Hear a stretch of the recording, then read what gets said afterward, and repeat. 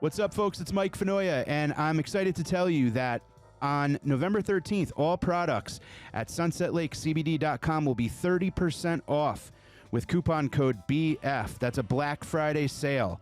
That's not all, though. If your order is over $125, you'll be prompted to pick a free 20 count of your choice of CBD gummies.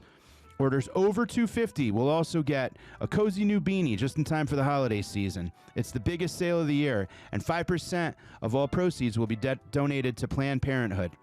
So it's Sunset Lake's biggest sale of the year. Don't wait. Head on over to sunsetlakecbd.com and take advantage of this deal and help raise money for charity. See the website for terms and conditions. Folks, it's Mike Fenoya, and my new special, Don't Let Me Down, is now out on my YouTube channel. Very excited to bring it to you. It's been a long time in the waiting, and it's finally here. So head on over to the YouTube channel. That's youtube.com/@MikeFenoya, MikeFinoia, and click subscribe and watch that special and leave me a comment. Let me know you heard about it here. What's up, everybody? Welcome back to Dented Cans. It's your host, Mike Fenoya. Thank you guys for listening and watching and commenting. I'm glad you guys are having a good time. If you are enjoying the pod, go over and rate and review and subscribe and share it, comment, all that stuff. It goes a long way. And for bonus content, go to patreon.com/Mike Fenoya, Finoia, for bonus content each week. You can watch the full episodes on my YouTube channel, and you can listen to this great podcast wherever you get your great podcasts. And yeah, I just called the podcast great because I'm winging this shit. Today on the podcast, I have my friend, hilarious comedian, great writer, great dude, Charles McBee. Charles spent some time as head writer of the Charlamagne the God show on Comedy Central. He performs all over New York. He's always a great hang and someone that I love seeing running around the city doing spots. So invited him in. We had a great chat about just going easier on ourselves and, making yourself, I guess, a priority and being your own man and teaching yourself how to do that. So Charles is great. You can follow him at Charles McBee. That's MCBEE on all the socials. And go see him whenever you can. And folks, my special, Don't Let Me Down, my debut special, is now out on YouTube. I self-produced it. I don't use this word a lot, but I'm proud of it. I'm excited to share it with you. It's on all the streaming platforms, audio-wise, Sirius XM, Spotify, Pandora, Apple. But it's also, you can watch it on YouTube, and that goes a long way. If you click it and watch it, comment on it if you like it. I'm very excited that it's out. I made it with a bunch of great people, and I hope you enjoy it. So please drop a line. Let me know that you heard about the special through this podcast. And as always, I'd love to thank my sponsor, Sunset Lake CBD. They are high-quality, farm-crafted CBD products from the 802, Burlington, Vermont. They have amazing tinctures. They have oils, salves, you name it. And if you go to sunsetlakecbd.com and use promo code DENTED, that's DENTED, at checkout, you can get 20% off of your entire purchase. That's sunsetlakecbd.com, promo code DENTED, DENTED, for 20% off. Thank you guys so much. Thank you, Charles. And we will see you on the flip. Peace. Charles McBee, it's a pleasure. Always a pleasure, bro. Thank you for hanging with me. Yeah, man. How are you? Good. I mean, good. Like, yeah, I know people say like good, and then it's just like, do you really want to know? But no, all things considered, of like, you know, the shit that I could complain about, like I'm actually good. I'm in a good space. Good. So. Well, like you came in and I came in, and like I feel like we're both going through a lot of the same stuff right now. Where it's like, I really hope that like the table I decided to build this house of cards on. Oh yeah. Like the legs are not made of like pretzel sticks. Yeah. See, I'm in the hopeful. We're both in the hopeful phase of that. So I'm in that good space of like, I feel good. I feel creative. Yeah. I feel like there's an means to an end, and like this could, possibly like all the feels, right? Yeah. Until the swing on the other end. But I'm like, I'll cross that bridge when I get to it. Right now, I'm in a good momentum space of just like creativity and like just flowing with it. So I'm gonna see where it takes me. Has trusting like the universe ever been like an issue for you, where it's like there's the things that we can't control, and you just put good energy towards shit and hopefully it goes the way it's supposed to go? Or are you like me, where you don't trust anything and you have to hold it too tight because you don't want it to, understand what I mean? I know exactly what you mean. It's funny enough, I'm a big energy guy, universe, but not in the sense of like, what's your sign? Like, not like that. Yeah, like real shit. Yeah. Just like, I do feel like the energy that I put out affects a lot of things that ends up happening. Obviously, it's not, down to the T or whatnot. But like, for example, I know that if I decide to stay in bed, because a lot of times I do, I'll just be like, I don't know, we can curse on this. You curse on this? Yeah. Okay. I never know. Yeah, no, it's okay. So a lot of times you'll be in bed, just be like, man, fuck this. I'm not doing this shit today. And that's a decision that I can make. I can say that. Yeah. But I know that mind, that frame of mind is going to affect other things and other ways that I move throughout the day and affect the way I move throughout my career. Yeah. Or I could be like, you know what? I know this is how I feel, but if I stay in bed, I can't be mad that things don't manifest later. So let me just, regardless of how I feel, do the shit that I know I need to do anyway. Yeah. And just see what happens. And more times than not, something more positive things comes out of doing that than just saying fuck it. Just staying in bed. Yeah. So I just go, fuck it. I still feel the same way when I'm doing the things. I still feel the same misery, but I'm like, at least I feel productive and miserable. See, that productive and miserable. Yeah. I like that, because that's a thing that I think, I know I struggle with. I guess I can only speak for myself, but there's nothing wrong with feeling uncomfortable. Yeah.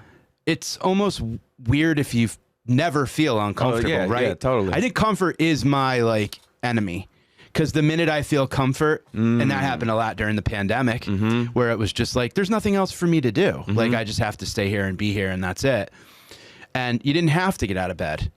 And that thing of like, get up and feel like shit and be like productive, but also feeling like shit. Yeah. That's a whole other superpower. Yeah, it's something I had to definitely learn I've been in this gig since 2008. So like I've learned that along the way. But it's funny you mentioned that because during the pandemic, I was the opposite. I was like, oh, we don't have to do anything? Cool. Even though I was productive, that's a lie. I was productive. I was productive in self-care and self-things for me. Yeah. But as far as like career and stuff like that, just knowing that no one else is moving forward. Yeah. Gave me permission to be like, oh, okay. I'll play some video games. Yeah, I'll play some video games. I'll chill or whatever. It's the idea that like other people, while I'm sitting here chilling, feeling sorry for myself, playing with my dick in video games, somebody else is putting that work in, and they're going to see their dreams manifest, while I'm going to be like, fuck, I could have been doing that too. So like that but when everything is equal level and the whole world is shut down and no one's able to do anything, then I gave myself permission to be like, all right, it's cool. A nice peaceful. Let me learn a new recipe. Like whatever. That's amazing. Do you feel like that getting up and like no matter how you feel, you have to get up and do it? You were the head writer of a TV show. Yeah. I mean, you need that. You can't not show up. You know what, though? The funny thing is when you have a thing that forces you, that's outside of yourself, that's outside of your own self-motivation, like that's a job. Right. If I don't show up, I get fired. Right. Or it ruins my career, it ruins my reputation. So that's I don't even count that as me. That's another force that's forcing me to do that. The hard part for me is when those aren't there. Yeah. And it's like there's no job, there's no outside thing, there's no other thing that's keeping me accountable. It's just me. Yeah. And so like I can and in one sense that's an amazing thing because it gives you a freedom, but in another sense it's like, oh fuck, I could really like just say no, I'm not doing. Like you can be your best and worst boss just depending on how you're right. how you feel that day. Dude, it's interesting. Like, did you grow up with like never miss a day of school, like perfect attendance, shit like that? Or were you like, I'll skip?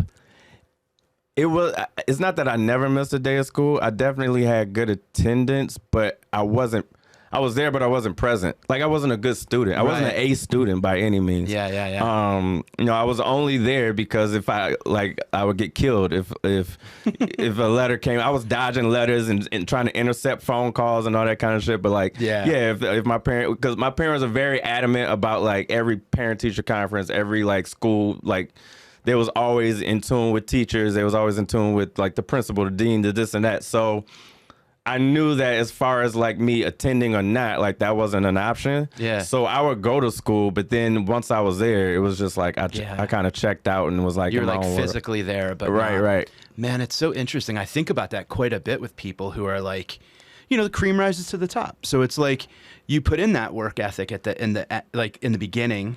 I got a special coming out. Yeah. And I'm like killing myself over it, dude.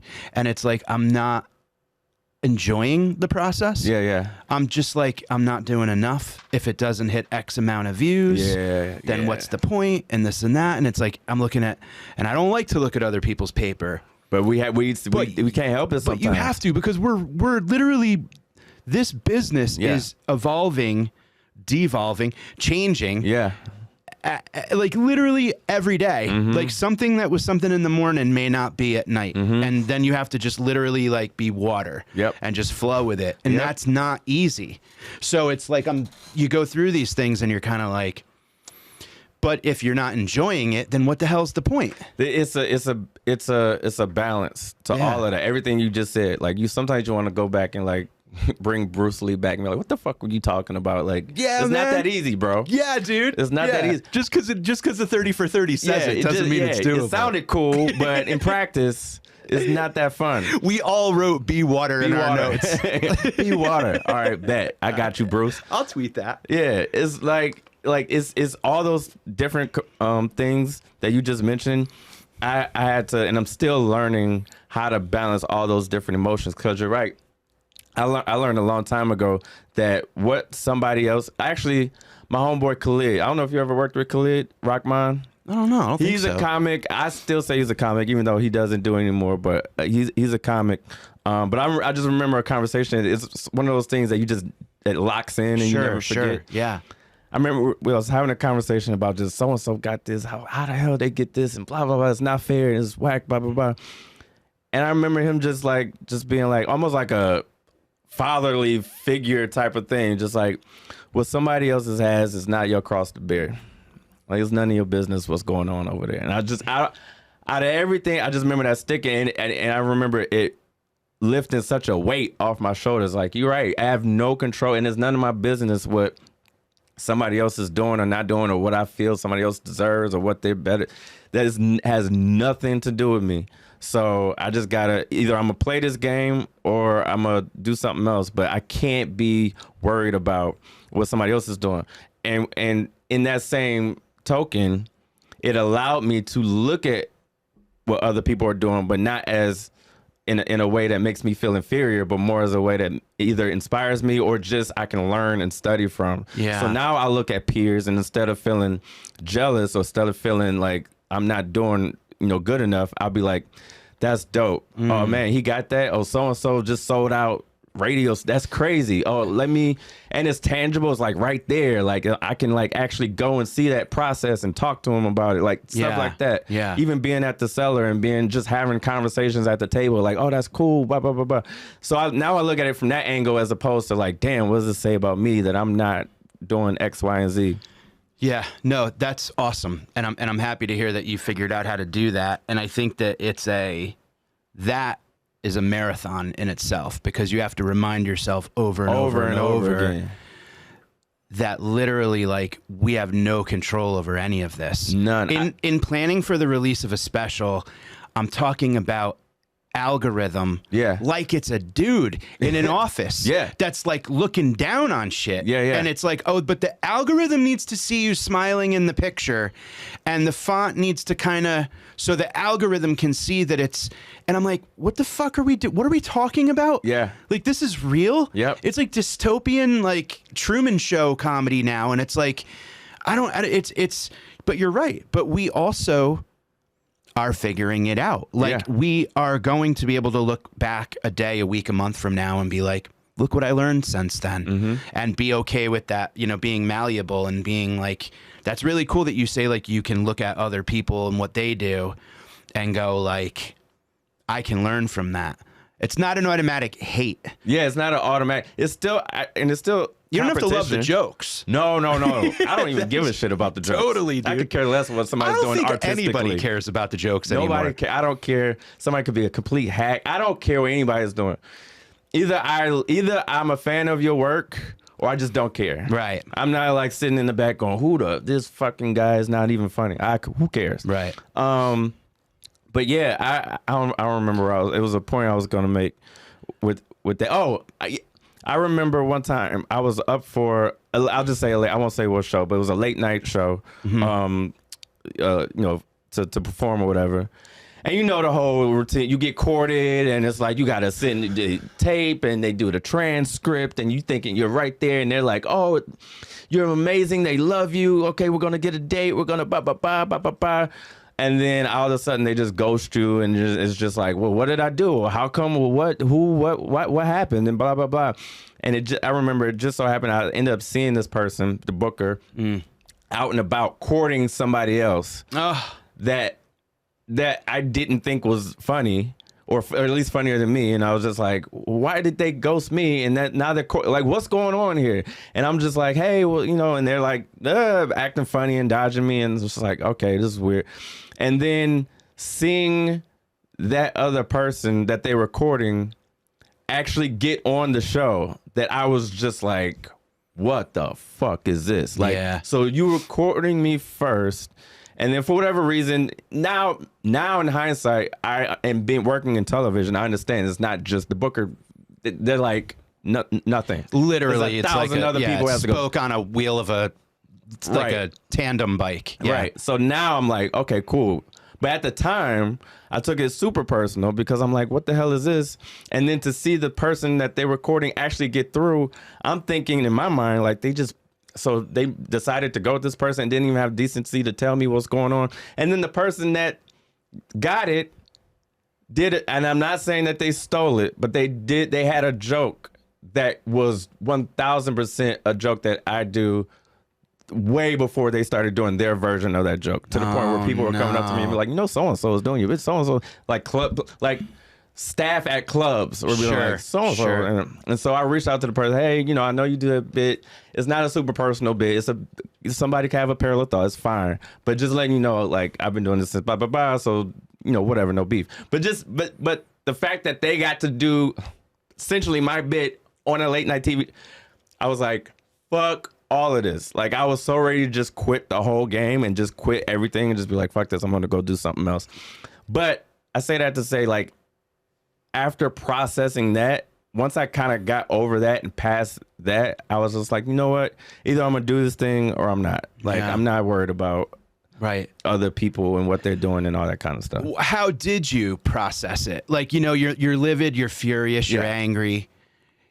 We live in this kind of weird, like, kind of, you know, inbred comedy that you see the same people all the time, and we're all in our own weird heads, and we pass each other, and we connect with the people we connect with, and we kind of breeze by the others. And did you turn to anybody? Did you have to deal with it yourself? Did you, like, how did you?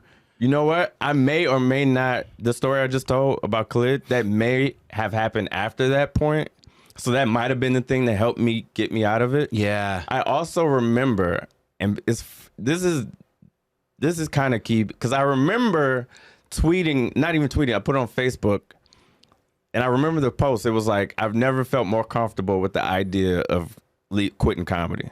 And it wasn't me announcing that I'm quitting comedy. It was a freedom of me being like, you know what, fuck this, I might do something else. And it was just like me saying, I'm actually comfortable with the idea of doing something else. And people went crazy, like hundreds of comments, comics, people coming up to me in the street, coming up to me at clubs, coming up, you're not quit, you can't quit. And it was almost like, it was a really touching thing because we're, like you said, we're not heads. I'm like, nobody gives a fuck about me. I don't get, I'm not respected like I feel like I should be.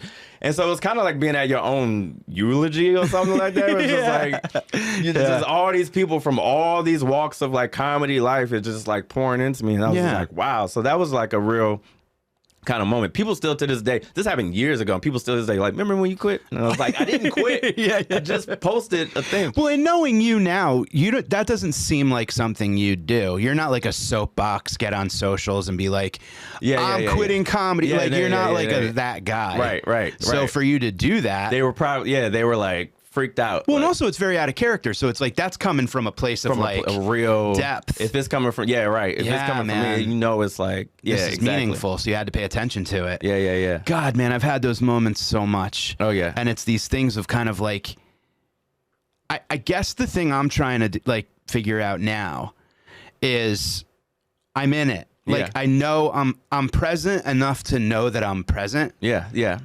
And that this is gonna go by so quick. And there's a lot of like external signals of aging, of sickness, death, like things just going. We're not like, the world's not waiting for us to get a sitcom. Yeah, exactly. The world's not waiting for us to get a Netflix deal or whatever. Like, it's happening. It's happening. And before we know it, it's going to be over. So it's like that thing. And I don't mean that in like a morbid. No, I know exactly what you mean. It's a thing of like. It's just a reality of life. It's life. Especially at our age where we start to really, it sets in. Yeah, man. Our parents, I don't know if your parents are still here or not. Like, they're like older and you're like seeing them as these like elderly people now, and then you look at ourselves and like, wait, I'm like middle aged now. Yeah, dude. Like, what the hell is this? And it's like, you start to really process that kind of. We got friends that are like dying or getting sick and shit, and I was like, what the hell is all? It's happening all over the place, and it's this thing of just like, I was on a call the other day with doing this special, and I'm just like doing it myself, and I'm trying my best to just like put everything I have into this because I put a 10,000 pound weight on every project. Yeah. So it's like and no one else is. Yeah. The sun's gonna come up and go down if 10 people watch it or regardless. 10, it doesn't matter. But I put, this is the thing that has to happen. Yeah. To at least validate, like what's going on out there, And even talking about it feels vulnerable a little bit, but still, it's like, this is what I'm going through. And I'm on a call and I'm talking with this guy, and it was something to do with like the artwork. And he goes, dude, I just want to say, man, like, I know we haven't met. He's like, but I want to congratulate you that like, it's so cool to see someone that's like making a living doing what they love. And I'm so like envious and this and that. And he doesn't know me but I'm going into the call already. I failed. Yeah. You know what I mean? Like already I'm like, shit, well, if this doesn't do what I need, am I going to have to like, text everyone I know and ask them to put, and going into all this shit. And he goes, dude, good for you. Like you're putting out a stand-up special. And it's like, oh, fuck yeah, I am, huh? Yep. And it's like that's gotta be enough. If there's a way for you to hold on to that and to really see the value in that I feel like that'll carry you through so much. Like for me, similarly, I'm not doing a special yet, but I'm in the mind frame of like doing the album. Yeah. And if this was a few years ago, I'd be the same way. Just like, if it doesn't, blah, blah, blah, blah. And now I'm just like, you know what? Let's say I did, quote unquote quit or whatnot. What would be something that I'd be able to tell if I had kids one day, or if I'd be able to, I'm an old man sitting in bumfuck wherever, I'd be like, yo, I did that shit. And just to have it and to really be proud of it. Fuck how many people this, that, and how many retweets and shit it got. I created this body of work that's going to, live longer than me. Yep. And I'm really proud of. Like, for me, where I am now, that that's really the goal of me putting out any type of project like that, because I wasn't gonna do an album for that very reason. I'm just like, I don't have enough followers yet. Oh no, I'm not gonna do it. I'll do it when I'll do a special. I'll do a album when I got 1 million followers and I know it'll be blah blah blah. And I'm like, what the fuck am I? So I'm gonna wait that whole time. God knows what could happen in life or whatever the case, right? And just put off this thing when I could have created a body of work that even if nobody watches it, quote unquote, for the next 10 years. So what? What if 10 years from now something sparks and I got this thing that and you it's could, there and it's sitting and it's just like back catalog. You know what I'm saying? I do. Yeah, I do. I don't expect this to be like a game-changing thing, but it's like I know already that whatever it gets, I'm not going to be happy. And that's a thing. But see, for me, the success in this is I already know I'm not going to be happy. Right. That's funny to me. That is, dude, it is. Progress. It's like I can already see I'm going to be miserable. Yeah. So it's like, okay, how do I, now that I see it, how do I change that? How do I flip that? And personally, I think what I'm doing is I'm looking at a year back, and I was a mess. I was super anxious, super depressed. I didn't even want to leave the house, let alone like do a special. And then like to be able to, stand out in front of a crowd and do an hour and be proud of the work and stuff like that, and then do all the editing and all that crap and promote it and go talk about it and whatever. And it's like, I have to remember that that was like a thing of, I mean, it could be a painting for someone. It could be whatever. That's a thing where it's like, I'm surprised I even had the like guts to show up that day. Yeah, I was a mess. So it's like nice to be able to go like, this will always be a reminder of like, there's another side to like your own like mountain you got to climb or whatever, you know? Yeah, man. So that's cool. Yeah, man. And I'm stoked for it. It's just, I gotta figuring out how to stay like not like wrapped up in the world we're in. It's a difficult, it's like a constant, it's an addiction. It is an addiction. It's that, you know, that balance, man. Yeah. I think it's finding, and you have it already, you know, with your wife, the dog, you know, my baby, your baby, like you have things in your life already that you are able to go, yeah, comedy is here and I love it and this blah, blah, blah. But I also can put my energy and love into these other things that matter to me as well. Yeah. Or whether it's, you know, hobbies or whatever the case, whatever it is that's just separate from this business that we don't have any control over. Yeah. It's like if we wait for this business to validate us or to give us that hug that we didn't get as a kid, it's not gonna, we're not gonna get it. It's the way we want to get it or when we want to get it. No, when we want to get it. When we want to get it. Yeah, exactly. Do you think that it's you said something and I had a question and it just like escaped my head.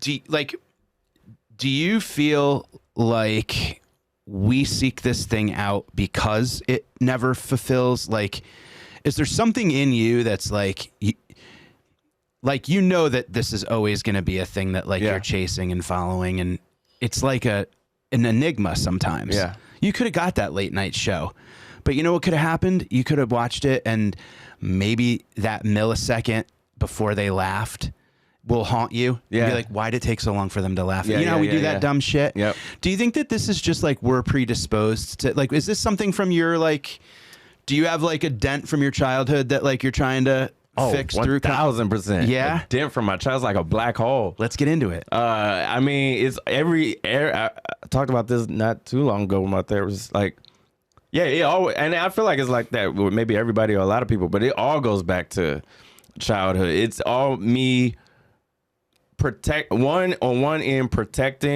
that inner child in ways that I felt like I wasn't able to either be protected or protect myself at the time when I was a child. Okay. Or also me showing up or giving that inner child the things that I promised myself when I was whatever age that I would have or that I would get. I don't know if that sounds... I get it. Yeah. I think what you're saying is that you and little Charles are big brother, little brother. Basically, yeah. And you're protecting him, letting him know, like, you know, I'm here for you. You're not alone. Yep. I do that too. 1,000%. Do we have the same therapist? We might. 1,000%, man. It's constantly that, and it's constantly me remembering. Like, it's hard for me to let go of. I'm sorry if I'm hitting the table if you hear it in the thing. Promises that I made to myself as a kid, giving all of the shit that like I kind of went through as a kid. I remember distinctly promising myself like it's everything's fucked up right now, but it's gonna be better once I accomplish this, or just wait, I'm going to blah blah blah, or just wait blah blah blah, because it has to balance this shit that I'm going through now. I can't look up and just be regular schmegular, because if I went through all of this just to end up the regular schmuck, townie, whatever, I'm gonna fucking jump in front of a fucking train. Yeah. So I have to have I have to fulfill these dreams or whatever you want to call it in order to justify or make me, or fulfill the void of me going through everything that I'm going through now. And so now the adult me is looking at the little brother me and going, it wasn't in vain. You know what I'm saying? Yeah. I got you. I'm going to fulfill this shit because you went through all that shit. So I'm going to make sure that all of that wasn't in vain. And that's a constant, like... That's fantastic. Constant battle. And it's like, we're going to enjoy this together. Yeah. And that's big. That's real big. But the enjoying part, because a lot of time I'm not enjoying it. Of course not. Because I feel like I'm letting them down. Even though I'm like, I can see the things that I've accomplished, and those accomplishments I do live, and I am grateful for, and I do receive it. But there's a lot of in between time of the accomplishments where you're just like, fuck, I'm letting them down. I'm not doing what I was supposed to do. It's very interesting that you say that, because it's the letting down thing, and ironically, my special is called "Don't Let Me Down." Yeah. And I think there's a lot of double and triple meanings to that. Yeah. As a kid, I felt a lot of, I'd wait for an uncle to come pick me up to go sleep over, and he wouldn't show. Yeah. I'd, felt like kind of collateral damage, or like I was in the way. Yeah. That manifested itself to, like, as an adult, I anticipate being disappointed to the point of, like, when I am disappointed, I almost enjoy it because it reinforces, see, you shouldn't trust anybody anyway. I knew it. Mm-hmm. Why would anyone not let me down? Mm-hmm. Because I'm not worth being, like that whole thing. Mm-hmm. And it's that self kind of, and you have to go through it like it sounds like you are. Mm-hmm. And I'm so glad to hear that you are, because it's interesting to know how other people are going through it. But like going through that and going like, yeah, no one ever told that kid that time is over. Yeah. No one actually went back and said, like, buddy, like, we're cool, man. It's over. Like, you could get up now and not wait by the curb. Like, that dude didn't pick you up, but we got shit to do. Yeah. Yeah. And it's amazing to kind of have that, like, it's weird at first. Yeah. Because you do have to look the pain in the eyes, and you got to go back to that. Go back there and really unpack and, like, yeah. Have you done the whole, like, going back in and kind of... Yes. The quick answer to that is yes. Have I necessarily gone back and rectified everything with other parties involved outside of myself? No. Yeah. But have I, or continually doing the work to be able to just heal for me, regardless of this person should know what they did and how blah blah blah. But I also say that half bullshit, because like there's like a blanket, I'll show these motherfuckers still that drives me to this day. Yeah. So there's still that. So a part of me is kind of, but as far as a one-on-one, going to people and looking them in the eyes and going, you did this to me, or you've affected me in this way, and blah blah blah, and hashing that out. Yeah. Not really. It's just been like an internal, like, just kind of fucking figure it out and move on. Gotcha. All right. Well, then in that case, because I want to ask you about this, how do you feel about when you're doing the work and I've gone through this. I've done the work. I've done a lot of work. Yeah. And other people aren't. That's the part. That's why I don't go back and like. But how do you like? But if you knew that they did, if they just did a percentage, a snippet of a percentage of the work, Yeah. that would be like monumental. And they won't do it. Yeah. And that keeps you from maybe progressing to the next level of healing or whatever the hell, right? Yeah. How do you handle that? Do you just go like, it's not up to me to make them do the work? You know what I mean? I just don't. I don't expect it, and I've learned how to. You don't expect it. I learned, I don't expect it, and I learned how to. I learned that it's not. I can't control it. The things that I can't control, I don't control. Yeah. I just live with that. I can't allow other people to have that much power over me, and that part of me. That's not me trying to be prolific. That's actually me just being stubborn and petty. Like I can't. The idea that I don't care if it's a family member. I don't care if it's like a ex. I don't care who it is. A booker. A booker. Yeah. Yeah. I mean, that's what we deal with on a daily basis. Totally. 1000%. Agent, whoever. Everything. To have that much control over me where their decision or their whatever is going to affect how I feel about myself and how I just can't. Yeah. I mean, I say I can't in the sense that I do the work to make sure that doesn't happen because it would drive me crazy. Yeah. To allow somebody else to have that kind of power over me. Well, and also, and without prying too much, it sounds like you kind of had to protect yourself. Yeah. As a kid. Yeah. And I mean, I get that. Yeah. That's a huge part of it too. It's like always having to, like you said, protect myself and figure out protection, mechanisms and things that we just learn instinctually, and so to kind of go back, a lot of that before I could even go back and try to deal with anybody else, I'm having to relearn all the things that I've instinctually built up in myself to protect myself. Yeah. Now it's manifesting itself in my adult life with, whether it be relationships or whether it be friend, all that kind of stuff. And so now I'm like, oh, okay, this is a defense mechanism that I'm doing that I had to do back then.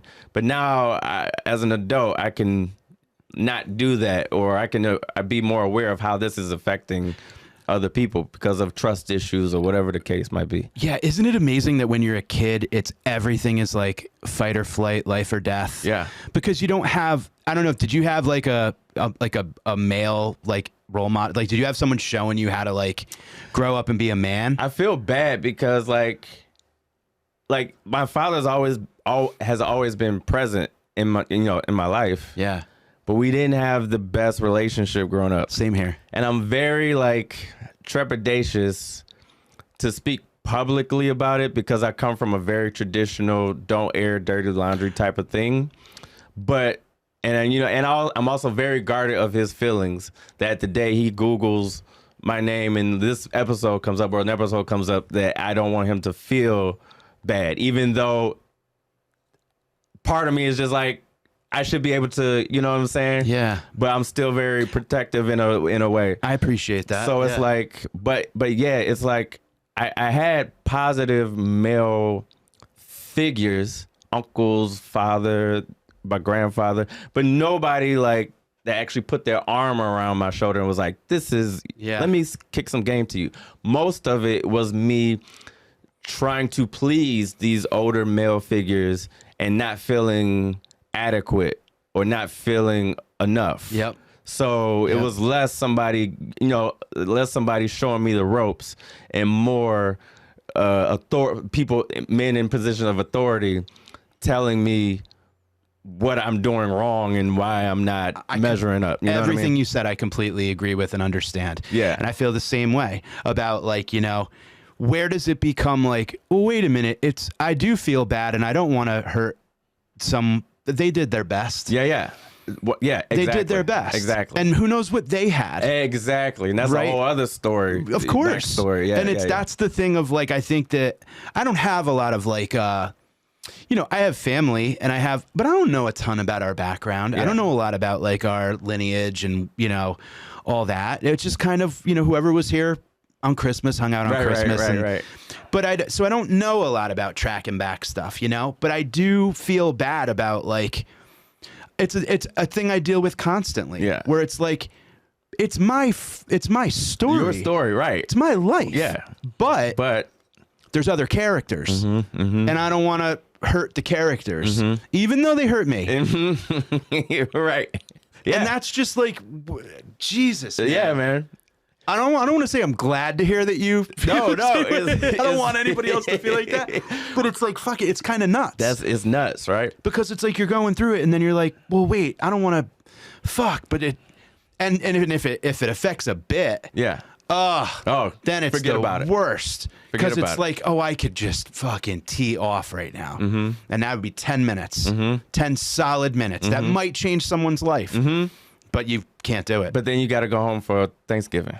Yeah. Or whatever, whatever the case. Yeah, it's just sure. Like, I remember about watching like, John Leguizamo did way back in the day. He did his one-man shows about like his family. And it was just like it blew up and it was all this big thing. And somebody asked him like, so how's your family? Think about it. What do they think? Did they see it? It's like, oh yeah, none of them speak to me. Oh yeah, they hate me. We all hate each other. But fuck it. And I just remember being like, okay, cool. But that's not. Yeah, totally right. No, I can't do that. That's just not. Yeah. I don't come from that. No, I hear you. And there is that line. Yeah. I guess that, and we all have it, and we decide where it is. Yeah. And then there are people who probably have an amazing relationship with their parents Totally. that they could just be like, I heard my parents fucking. And, Yeah. And I just don't have that either. Yeah, I don't. Yeah, exactly. Yeah. What a weird tightrope-y kind of. Yeah, we're painted into a corner we didn't even paint. Yeah, exactly. Exactly. That's nuts. So are you the oldest? I'm the oldest. Me too. Yep, 4 years. And how many do you have younger? Just your me, sister I met. Just me She's and my awesome. sister. Yeah. She's a good egg. Yeah. So were you? Someone was talking recently about like being a younger sibling and having like the best older brother. I had the best older brother, and it got me thinking like, am I the best older brother like that I could have been? Like, do you ever think about that shit? Like, do you feel like No, totally. did you take it seriously? Did you like have like, did you take her under your kind of? No, and this is real transparency. I see stuff about me. I don't have any problem like letting all this stuff out. Yeah, same. No, it's something I battle with internally, and I constantly find myself trying to make up for it, even though we're both adults. She, like, we're as you saw, like, we're close. Yeah. And she does see me as like, and she'll say like, a great brother and an older brother and protective and all the things. And she's the same way with me, even though she's my younger sister. She's very protective and we're like, there for each other. But internally, because I didn't think that I was enough, I was, a scared little kid. I was bullied as a kid, like didn't have a great relationship with, my dad, and like just all these things that I was like, I wasn't in a older brother, big brother. I need somebody to protect me. I didn't know how to protect her or be that kind of like thing. I just didn't have it in me. I was a scared little kid. Right. And so, yeah, there's a story that she always teases me about to this day, where we were walking somewhere and we're at our grandparents' house and we were walking to the store. It's always like a corner store or something. Sure, so we're walking to the corner store and like a dog approaches. Dog was friendly dog, in hindsight. But at the time, we're kids, so we don't know. And we're in the hood, so it's just like a fucking some loose Rottweiler or some shit. Yeah. And and the dog was like approaching us, and instinctually, I was just like, like. And she's like, you threw me in front of a dog. I'm like, I didn't throw you in front of a dog. You're remembering it wrong. She's like, yes, you did. You threw me in front of a dog. I'm like, I didn't know. There's nowhere I threw you in front. I totally fucking threw her in front of a fucking dog. Mind you, I was like, I think I would have too. Dude. I was like 8. Nah, I don't know. Yeah. Whatever the case, but like, but yeah, that was like the, as a kid, I always felt like I wasn't, in that sense, that bigger brother type of person. instances, I think I was like when she would ask for advice on certain things. Yeah. Even as a kid, just from an older brother, I would be like, "Oh, do this, don't do that." But as far as like what you would think of as like that older brother, I just never felt that because I never felt adequate. I'm with you, and I agree with that. And I was an only child for 8 years. Yeah. 7 years, 7.5, somewhere, whatever in there. And then my folks had 3 more kids. They like got back together and had 3 more kids. Okay. So they had me when I was 2 months old. They split. Yeah. Got back together and had 3 more. So I was like, I'm 7, 9, and 11 years like older than my siblings. Uh-huh. We're all super tight. Like we actually have like it's amazing. Yeah. You don't really hear about a lot of like groups of like 3, 4, whatever. There's always one. Maybe I'm the weirdo. No, you're right. It's me. It's me. You don't hear about the. I don't hear from them, and I guess that's a good thing, right? But no, but it's interesting because I had this kind of weird like, am I a third adult? Am I an older 4th child? Yeah. Like never the first child. I didn't have that. My house, my this. Yeah. Like I didn't have that bully older brother thing. But I also kind of was just like trying to be my own man, like go like at 9, you know what I mean? Like go just be my own. I had like jobs when I was like 10. Me too. Yeah. What was your first like? First one was a paper route. Okay. It was it wasn't like newspaper. It was like back. I don't know if they still do this, but back in the day, sometimes you would find not the newspaper, but like coupons and shit hanging on your door in a plastic, like a bunch of coupons and like a bunch of random stuff. And so it was my first gig actually, and it was actually my mom helped me get the gig. She was just like, I just remember saying I wanted a job or something like that, and she ended up getting this gig for me. And all of these, I didn't realize what it entailed. All of this paper would get shipped to the house. Yeah. And I had to take one of each. It would be like block here, block, block. Our whole living room was just filled with these blocks of paper. I had to take one of each and put them in a plastic bag and then keep and do that until it was like what the fuck is it? So of course I'm ready to quit. And she's like, "You're not fucking quitting. You started this. You're going to do it." And me and my mom, I remember now, she helped me. It would be me and her in like an assembly line. Yeah. Doing these, and then she would drive me around, and I would do the shit. Paper cuts and all like the ink on your hands and shit. It was crazy. But I had a paper route, and I got rid of it quick. I couldn't do it. I hated it. A German Shepherd came out of my neighbor's yard and like bit my bike handle, and I was like, "Yo, I'm out. That's like this is a sign from God." So I went and flipped pizzas and like folded boxes and shit. Yeah. But my point is like I just got out of the house as fast as I could, and then once I got out and I moved out immediately after high school. Me too. I got an apartment and like weeks after I got out of high school, I left.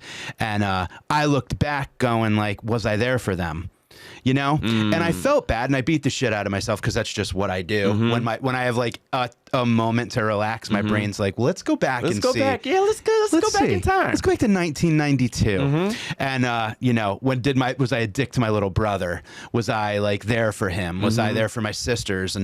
But it's just that thing of like wanting to be the thing you didn't have. You know what I mean? And that's like, it's interesting. Yeah, man. I remember a distinctive moment where I was back at my grandmother's house. There was this bully that lived up the street, and I remember my sister was playing on her bike or something like that, and I remember the bully. Mind you, we're all kids at this time. It's not like we were like 17. It was just like 10, whatever it was. Yeah. But I remember the bully like picking with her or something like that. He like took her bike or something like that, right? And I can see it down the block. They're like down on the corner. I can see it. And instead of me like running after her, I went and grabbed my grandmother and was like, "Oh, they took a bike, blah, blah, blah." And then she went, and got the bike back and chastised the kid and blah, whatever. That shit plays in my head that I wasn't the one as the big brother that didn't go beat the shit out of this kid. To this day. Oh, to this day. Wow. Fucking, you know what I'm saying? Yeah, shit like that. Oh yeah, go back in time. It's of course, no. There's a couple of those, and then you overcompensate later because you're like, I'll fucking kill anybody that, you know, even looks at it the wrong way. It's just like, Yeah. because you're just, Yeah, totally. It's crazy. I remember playing my little brother in, it had to be like NHL 99 or whatever, playing hockey. yeah. And he beat me. And I threw the paddle. I like threw the paddle like a fucking little baby. Yeah. Like a little piece of shit. I'm 9 years older than him. Yeah. I'm probably high. Yeah. I'm like probably gonna go out and drink with my friend, you know, whatever. But I'm like just playing like Madden or NHL, and I throw the paddle. The minute it's leaving my hand, I'm like, who the fuck are you? Yeah. You're throwing your little brother's fucking, because he beat you 3-2 with a power play that he cheated. Yeah. But still, it's not the point, you know? And I slam the goddamn thing down, and then I'm like, I look at him and he's looking at me like, what kind of monster are you? Yeah. And that plays in my head all the time. And I think about You're gonna call your brother tonight and be like, totally. Robbie, if you're watching this, dude, I love you, and I'm so sorry you cheated, motherfucker. Yeah, dude, but it plays in my head, and it's those things of kind of like, yes, those are important lessons, right? Because you teach yourself not to snap on people or whatever the hell, but it's also those things of like, with aging, I think about the people maybe that weren't there for me. Yeah.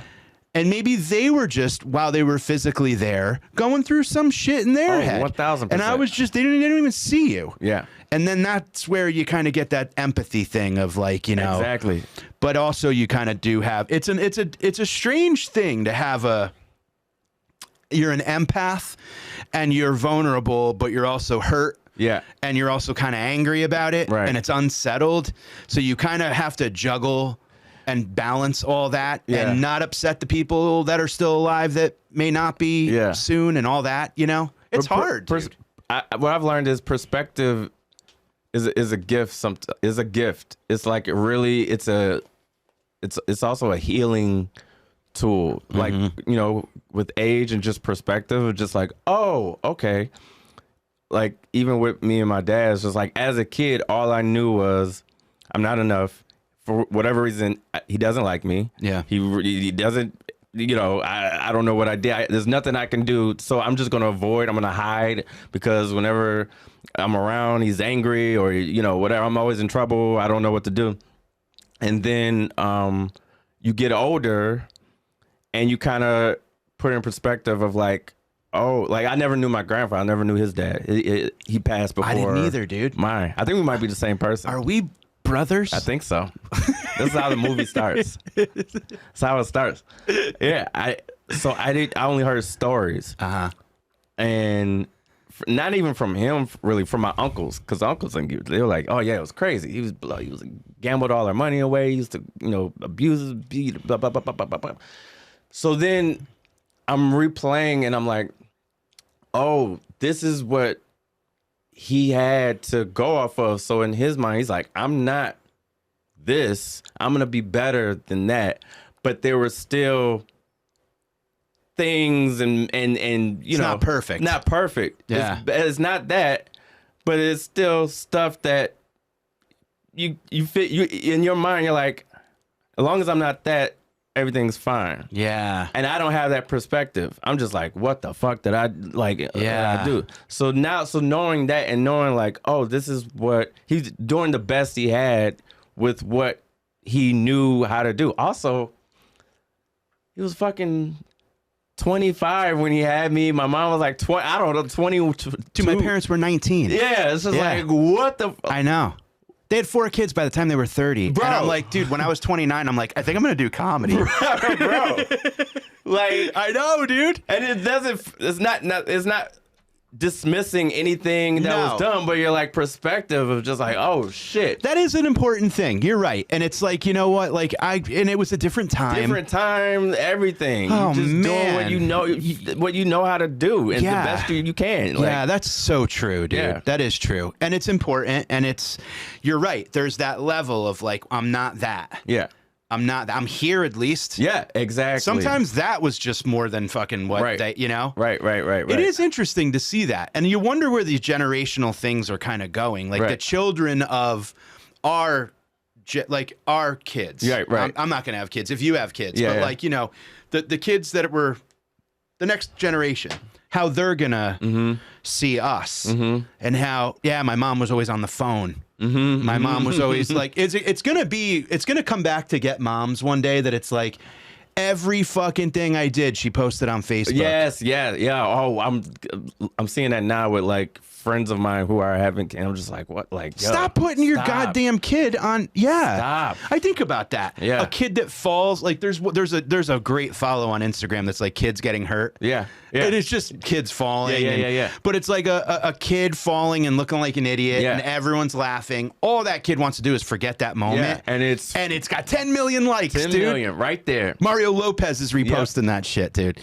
That's gonna be. Imagine all your whatever the fuck that you don't even remember, probably. Dude, one time I was running with a sparkler and I tripped and put the sparkler into my nose and it went out against the skin of the inside of my nose. Yeah. I seared the inside of my nose and everybody was laughing, and I had to get up and just play it off like it didn't hurt. Yeah. And it hurt. So I think I burnt my brain. I skewered my eye, I think. But you just had, if that was online right now, that shit would go viral in a heartbeat. Crazy. And it would kill me. Yeah. It'd be so embarrassing. Yeah. So that generation's going to be like, yo, I think the moral of this conversation is, kids, go to school and become a therapist, because it's job security. It's job security. Everybody's going to be in therapy. Never going away. It's never going away. You are someone who I feel right away, and these are the people I love having on the podcast, is like, we immediately like connected. Yeah. We were immediately friends. We're like, I respect your comedy. Same. You're always great to be around at the clubs and stuff. And like, I'm just happy for you in whatever you do, you know? Thanks, man. Yeah, same. Absolutely. It's one of those things where either you see the online flyer, or you look at the lineup and you go, oh, okay. Yeah, totally, dude. Good hang. It's going to be a good show. It's like, all right, cool. Yeah, absolutely. It's the offstage shit. Offstage, man. That's the stuff that matters. Offstage is big. Yeah. Offstage. The offstage hang. That's it. That's it. If only someone told our dads. And we'll have to do a swab after this, and that'll be on the Patreon to see if we're brothers. But exactly. Can you tell everybody where they can find you? You can find me on all the socials: TikTok, Instagram, Twitter, posting pictures of my kids and everything. Other people's kids? Other people's kids. No, I'm on, at Charles McBee. Just my name, CharlesMcBee on everything, on all the social media stuff. Nice. Yeah. And you're doing some cool shit right now, huh? With like talking to the... Yeah. You got to do something. Bro, so... I don't know how much time we have. I'll go tell for it quick. So basically, today, I think I told you this a while ago. Today would have been the anniversary of my last relationship that I just got out of not too long ago. And right? We're only getting to this right now. Yeah. So I say that to say there was a point where I'm going through this horrible breakup, and then I'm just devastated. And also on top of that, the strike was still going on. Yep. And my show wasn't coming back anyway. So it's just like this girl, girls leave, shows leave. I'm just like, I'm in a space. I'm not in a good space at this point, right? And I'm just like, okay, either I can just act out, or I can take this energy. There's always been whenever I find myself in places like this, I'm like, it's going to go one of two ways. Either I'm going to act out in a very toxic fucking way, or I'm just going to channel this energy into something productive. Yeah. There is no middle. There is no in between. It's like, so I need to make the decision to channel this energy into something productive. And I remember prior to that promising myself that I was really going to work on not even trying to work on building my social media following, because let's face it, It's all that matters. It's all that fucking matters. I know. All that matters. I barely packed out Tiny Cupboard the other night, and that was like, I was co-headlining. You know what I'm saying? Yeah. It was like, I need to build my following. Fuck it. I don't care. That I'm a dinosaur. I don't care how dumb I think it is. Either I'm gonna do it or shut up. Yeah. So you guys talking about perspective? Here's a good one. Who books Tiny Cupboard? How do I get in? How do I get in there? Yeah. Seriously. Yeah. Hilarious. It's so true. And I want to make that clear. That's good. There's no Tiny Cupboard. It was great and it was a great show, but I barely sold it out. Like so I'm just like okay, how do I promised myself, like, how do I build this? So I was just like, I'm gonna put out content. I don't care what it is. I'm just put it out, and it's figure it out. And I was doing that, and some stuff hit, some stuff didn't, whatever. Some stuff was, and I was burning material, and I was like burning stand-up clips, and I was like repurposing stand-up jokes as whatever. And I just had nothing else to talk about. But I remember back to that point I made earlier of this, like, getting out of bed or not getting out of bed. I remember this was a moment where I was just like, I'm just staying in bed. I could not get out of bed. And then I was just like, you know what? Me staying in bed is not going to change what happened or what's going on. And it's not going to cause any closure in this relationship. It's not going to me staying in bed is not going to magically make her regret what she did. If she could only see me now. If she could only see me now, she would have so much turmoil and guilt that she would come crawling, like, it covers up to my neck. Right. Yeah. I'm like, yo, get your ass up and do something. So I got up and I just made a video. It was a premise that I had a long time ago, just like how we're so health conscious now. Like, how the fuck did we even our bodies must be incredible. The fact that we survived everything that we ate when we were kids. Just not like no concept of anything. Just like put it in our mouths, eat it. And I was like, okay, I'll do that. I'll talk about that. I'll start with cereal because it's like the most important meal of the day, and we're shoving in like fuck. So I just Frosted Flakes. Frosty Flakes. Yeah. Important meal of the day. Blah, blah, blah, blah. Frosty Flakes. What the fuck? And we're putting sugar on top of it. Like, hell yeah, we are. And then the way they sold it to us. And it was like, and these characters. So I did a video just talking about that. And took off. It hit a nerve and took off. And then I was like, huh. And then I reposted it on TikTok, took off on TikTok. And I was like, what the fuck is going on? So like from that, and then after that, I did another video. I was like, okay, I got to do something else. And I did it about playgrounds. How the fuck did we survive playgrounds back in the day? Like, blah, blah, blah, blah, blah, blah. Took off again. And then from after that, I was like, okay, I got 2 videos back to back that are going viral. Like, it kept going. If I don't stoke this flame, or I have nobody else to blame. I can't sit back and go, oh, woe is me. Like, I was given this gift. I was given this whatever to take me out of this, to give me some purpose or some validation of something. I need to keep going with this. So now I've just been in this pocket of this nostalgia pocket, which is fun for me because there's so many things that I tried to do that just ended up feeling like work. Yeah. And feeling like I'm just doing this just to like. Of course. And this is something that is such a. It's a specific lane, but it has so many variations that I can go off of that I never feel like. And it's fun. And no give a fuck. I don't what's going on in the politics and shit. It's just, and that's what people are saying in my DMs and in the comments. Thank you. Taking us away from. I just want to go back to like a time where a video without Gaza Strip in it. Yes. Yeah. Like, Yeah. Good for you, man. So that's where it's been. Is people have been. So what you're saying is social media could be fun. It can be. If a video goes viral and fulfills every void, and it's something that you can go like, okay, now I could do waffles. I could do Fruit by the Foot. Now I can do candy. Now I can do old TV shows. Now I can do music. Whatever the fuck. I'm so happy for you. Thanks, man. And I'm mad at you because you took my idea.